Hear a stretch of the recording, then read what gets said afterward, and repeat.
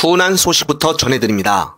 진혜원 검사가 무죄가 나왔습니다. 재판부는 페이스북은 개인의 일상을 기록하는 사적 공간이고 이슈가 되고 있는 사회 현상에 대해서 개인적인 생각을 게시해왔을 뿐 특정 후보 당락을 위해 글을 게시하거나 선거에 대한 구체적인 내용이 포함됐다고 보기 어렵다고 설명을 했습니다. 그리고 피해자가 줄리라거나 줄리가 내 친구라는 사실을 직접적으로 적시하지 않았으며 글에 게시한 영어 단어는 게시글에 앞서 건의를 지칭하는 것이 아닌 검찰 조직을 비판하는 신조어로 사용된 것이라고 판결했습니다. 그동안 진혜원 검사가 김건희 측으로부터 어처구니 없게 고소를 당해 심적으로 고생을 많이 한 것으로 보여지는데 정말 다행입니다. 이제 앞으로 평소대로 SNS에 소신 있는 비판글을 많이 올리셔도 될 듯합니다. 한편 김건희 공천 개입 사건이 점점 커지고 있는데 제가 지난 영상에서 명태균이가 윤석열 여조까지 개입했다고 추측을 했었는데 결국 이것을 아주경제에서 단독으로 때렸습니다. 보도에 따르면 명태균은 지난 대선 기간 때 대선 후보 여론조사에서도 깊숙이 관여한 것으로 확인이 됐다며 특히 해당 여조는 다른 조사들에 비해 윤석열 당시 대선 후보 지지율이 높게 나와 논란이 있었다고 밝혔습니다. 예를 들어 가상양자 대결에서 윤 후보가 이재명 후보를 상대로 항상 앞선다는 결과를 발표했고 당시 김건희 의혹이 공론화가 됐음에도 불구하고 윤 후보 지지율이 오차 범위 밖에서 타 후보를 앞서는 것으로 나오겠다는 것입니다. 그래서 당시에 이 여론조사에 대해 논란이 많게 되자 머니투데이와 협력했던 여조는 7월에 중단이 됐고 더욱 놀라운 점은 그 이후부터는 세계일보와 영남일보, 시사경남과 프라임경제신문, 펜앤마이크와 고성국TV, 이봉규TV 등과 협력하여 대선 여론조사를 진행했다는 것인데요. 결국 명태균의 여조회사가 논란이 심해지자 이제는 극우 유튜버들이랑 연계를 시작했다는 것인데요. 그렇다면 여론조사 때부터 이미 윤석열은 가짜를 억지로 만들었다는 것인데 정말 충격적입니다. 제2의 드루킹 사태가 아닌가 싶은데 이렇게 커지고 있는 상태에서 특검을 도입하여 철저하게 수사를 해야 하지 않나 싶습니다.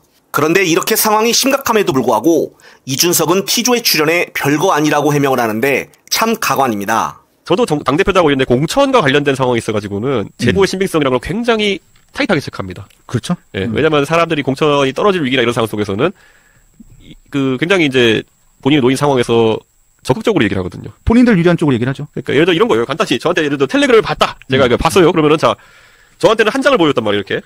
자 근데 그럼 제가 한 가지 이제 궁금한 건 뭐냐면은 이게 한 장이 다냐? 제가 가장 먼저 물었던 게 그거예요. 앞에 뒤에 내용이 뭐예요? 예.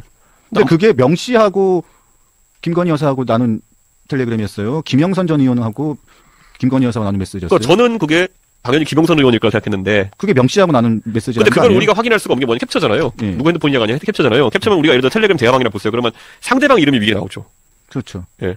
그렇죠, 그렇죠. 예. 그러니까 누구랑 한 대화인지는 알기가 쉽지 않죠. 그 당시에는 몰랐다는 거잖아요. 근데 의뢰 짐작하기로는 이건 당연히 김영선 의원이겠거니. 우리 그렇게 생각할 수 있죠. 그 당시에는 그렇게 생각했다. 네, 근데 요즘 뭐 아니라고 하는데 그 제가 봤을 때 게 중요한 건가라는 생각이 들고. 근데 진짜 이런 거예요. 그러니까 예를 들어 자꾸 언론에서 저한테 텔레그램 내용을 뭐 확인해달라 이런 얘기도 하는데 우선 첫째로는 우리 입장에서는 뭐 6개월 더 된 일이니까 당연히 내용이 기억 안 나는 것도 있고. 그렇죠. 그러니까 그때 천하람 의원하고 같이 간 거죠. 네, 이런 거예요. 대충 이런 내용이라는 기억나지만은 우리한테 만약 워딩을 얘기해라 그러면은 그걸 어떻게 기억하지? 약간 이런 거잖아요. 김종인도 기억난다고 하는 이 상황에서 자신은 문자 내용을 밝히라고 하니까 워딩이 기억이 안 난다고 입을 털고 있는 것인데요. 하버드 대학 나왔다고 그렇게 자랑하면서 어떻게 이런 해명을 할 수가 있는 것인지 참 기가 막힌 상황입니다. 어찌됐든 지금 상황은 제 예측대로 더 심각해져 보이고 다른 언론에서도 계속적으로 새로운 소식을 내보내지 않을까 싶은데요. 한편 오늘 민주당 최고위원들은 재보궐선거로 인해 전부 전남 영광에 총출동을 했습니다. 그중 최고위원회에서 한준호 의원이 발언 도중 2번의 박수를 받았는데 뭐 때문에 2번씩 받았는지 관련된 영상 보시고 마무리하겠습니다. 저는 어제부터 영광에서 한 달 살기를 시작을 했습니다. 오늘 아침에는 후보와 함께 고맙습니다. 네, 오늘 아침에 후보와 함께 영광군청 사거리 앞에서 아침 인사로 오늘 하루를 시작을 했습니다. 이렇게 한 달 살기를 시작을 했더니 양보하지 그러냐 이런 말씀을 하시는 분들도 좀 계십니다. 양보해서 지려고 하는 선거가 세상에 어디 있겠습니까? 국민과 함께 영광의 미래를 만들어갈 군수 후보를 세우고 또 승리하는 것이야말로 우리 민주당이 해야 할 일이고 또 국민께 보답하는 길이다 이렇게 생각을 하고 있습니다. 국민들의 기대감도 또 아쉬움도 모두 민주당이 감내하고 끌어안아야 할 몫이라고 생각합니다. 선거일까지 얼마 남지 않았습니다. 짧고도 긴 시간 동안 영광 국민 여러분께 민주당의 진심을 보여드릴 수 있도록 비상한 각오로 임하겠다는 말씀드립니다. 그리고 대통령의 체코 순방에 대해서 한 말씀 좀 드리겠습니다. 대한민국 1호 영업사원 윤석열 대통령이 체코에 2박 4일 일정으로 순방을 다녀왔습니다. 떠날 때는 원전 동맹을 떠들썩하게 외치고 갔는데 돌아올 때는 빈손이었습니다. 한국 수력 원자력이 우선 협상 대상자로 선정된 체코 두코바니 신규 원전 건설 산업에 최종 계약을 성사시키려고 한 순방길이었습니다. 언론에서는 최종 수주 가능성을 한껏 높였다라고 칭찬하고 있는데 체코 대통령 생각은 이것과는 좀 다른 것 같습니다. 최종 계약서가 체결되기 전에는 확실한 것이 없다. 한 체코 정상 공동 기자회견에서 페트르 파벨 체코 대통령이 이렇게 말했습니다. 그런데도 대통령실 고위 관계자는 체코 측의 머릿속에 한국 외 다른 파트너는 없다는 것을 느꼈다고 합니다. 세간에 말하는 정신 승리가 이런 것을 두고 얘기하는 것이 아닌가라고 생각을 합니다. 중요한 것은 일본의 마음이다 이렇게 이야기를 하더니 이번에는 체코의 머릿속을 읽는 것이 아닙니까? 제대로 읽은 것인지조차 의문이긴 합니다만 그런 궁예식 관심법이 가능하다면 혈세 써서 해외 나갔다가 빈손으로 돌아온 영업사원 1호를 지켜보는 이 국민들의 속 터지는 심정부터 좀 헤아려 보시기 바랍니다. 짧게 한 말씀만 더 덧붙이겠습니다. 이번 순방 기간 동안 한 체코 언론이 김건희 여사를 주목했다고 합니다. 한국 국가 원수가 사기꾼을 곁에 두고 있나라는 문자까지 써가면서 김 여사의 각종 의혹들을 다뤘습니다. 미국에 갔을 때는 빨래 건조대 소리를 듣던 이번엔 사기꾼인 것입니까? 지금은 이 문장이 삭제되었다고는 하지만 망신도 이런 망신이 없습니다. 다 자업자득입니다. 그러니 제발 경거망동하지 마시기 바랍니다. 지난 검찰 수사 심의위원회에서 불기소로 권고한 이후부터 김건희 여사의 행보가 거침이 없습니다. 내일은 같은 사안을 두고 또 최재형 목사의 디올백 사건 관련 수심위가 개최될 예정입니다. 검찰 독재위원장으로서 주의 깊게 지켜보도록 하겠습니다. 그리고 영광에서 저희가 한 달 살이를 시작하면서 한 달 살이를 하긴 하되 저는 국회 본회의 출석은 반드시 하도록 하겠습니다.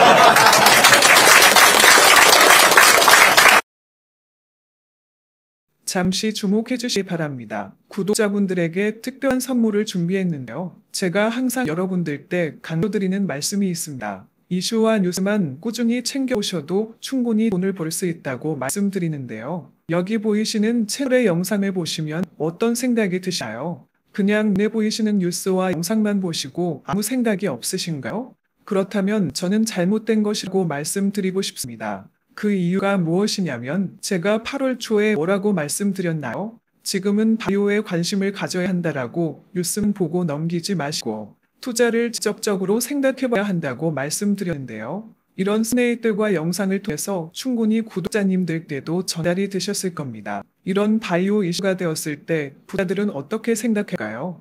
바이오 관련주는 무엇이 있는지, 어떤 종목이 가장 좋을지, 어디에 투자해야 돈이 몰릴 수 있는지 자연스럽게 생각한다고 말씀드렸습니다. 지난번에 구독자분들과 함께한 주식으로 수익 내기를 진행했었는데요.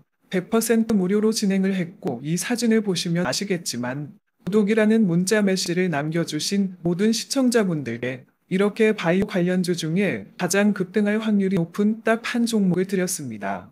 8월 13일에 우정바이오를 추천해 드렸습니다. 여기 나와 있는 사진을 보시면 정확히 얼마에 매수하고 어떤 종목을 사야 하는지 어느 점에 팔아야 하는지 이런 부분들까지 여러분들에게 정확히 알려드렸는데요. 실제로 많은 분들께서 수익을 보셨습니다. 오른쪽을 보시면 아시겠지만 8월 13일에 우정바이오를 소개해드리고 나서 실제로 며칠이 지나지 않고 이렇게 주가가 상가가 되었습니다. 당시에도 굉장히 많은 분들이 제가 드린 이 종목으로 수익을 내셨습니다. 지난번과 똑같이 구독이란 문자를 보내주시면 이번에 이슈가 되고 있는 주식 중에 앞으로 대장주 고시를 하면서 주가가 가장 크게 상승할 한 종목을 시청자분들에게 문자로 종목명과 사고자 하는 시점을 모두 알려드리겠습니다. 이 영상을 보시고 계시는 시청자분들 중에 종목이 궁금하다 하시는 분들은 남녀노소 시간대 상관없이 이렇게 상단에 번호를 항상 남겨놓고 있습니다. 전화번호 010-802-5232 똑같이 무료 급등 주식 문자를 보내드리겠습니다.